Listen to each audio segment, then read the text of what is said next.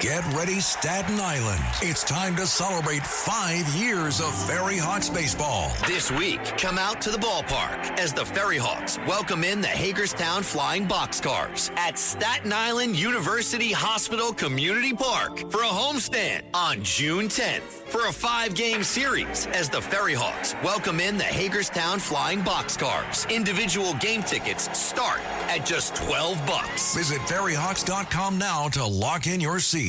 Listen, all you New Yorkers. Taxi! Okay, man, we're looking around. This is the 77 WABC minicast.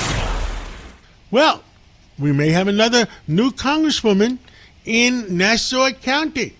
With us this morning is Jeanine Driscoll, and she is running for Congress in Nassau's 4th District, whatever that means, but she'll tell us what that means. Well, Jeanine Driscoll, why are you running for Congress? Tell us about yourself, and tell us what you stand for.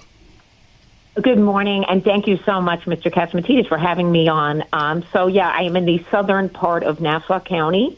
I'm running right now, along with running against Laura Gillen, who is the incumbent. I'm running because I really support the president's agenda, and I would like to see that agenda continue. I think he's doing a great job, and to me, my worst nightmare would be if we lose these midterms. Right now in Nassau County, things are going very well. Obviously, County Executive Bruce Blakeman does a fantastic job for us. We have the safest county in America.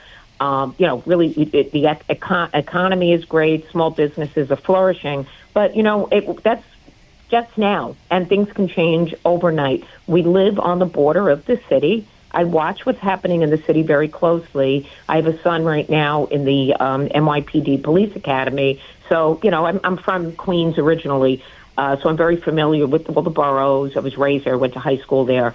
So I do worry that things can change very quickly for us in Nassau. The other reason I'm running is because Laura Gillen, my opponent, has consistently voted against the interests of our constituents. She has had, vote after vote where she rejects any type of tax cut. She voted against the restoration of SALT. She also voted against no tax on tips, no tax on overtime, no tax on Social Security. And I don't think her voting on other issues is in line with the interests. She recently voted no on funding for a Smithsonian Institution museum dedicated to the significant contributions of women because it didn't include transgender women. And so I don't think that. So in other words, she wants to make sure.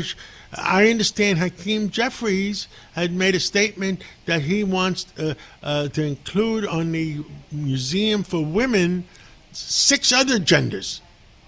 Yeah, something exactly. Like that. I don't even know the 6 other genders. Right, exactly. And I'm very tuned in family values. I have a large family. I have 5 kids, and I've raised them all in Nassau with my husband. And we're just trying to live the American dream. We're trying to have, morals that can make my kids successful, but do the right thing. And I do think that when I consider what goes on in the Democrat Party, it's unconscionable. I look at New York State with the budget, where you have a budget that is absolutely outrageous. And, they're just funding more and more money into these programs for illegals. Even the schools, they're putting all this money in the schools, but the schools aren't improving. They're getting worse. So, something has to give. Our taxes have gone up, child care costs have gone up, rent has gone up, electricity, energy costs have gone up. And yet what they're talking about in, the assembly the other day is, getting rid of the terms mother and father, and we're going to be called gestational and non-gestational, which I don't even understand what that means. Well, I do, but it doesn't make any sense. So they're trying to really undermine really what it is, family values, good values, and kind of put us all under their control. And the only sense I can make of it, I guess, is power. I don't understand why they would want to do that. But again, the needs of New Yorkers are not being met.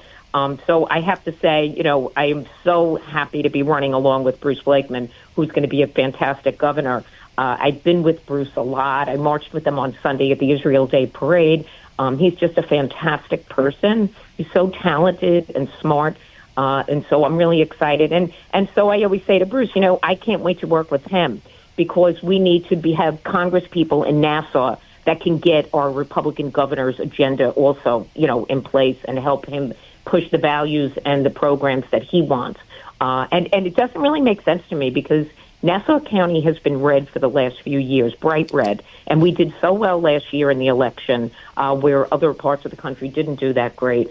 And so I don't understand how we have two Democrats in Congress. So I think that's going to change on November 3rd.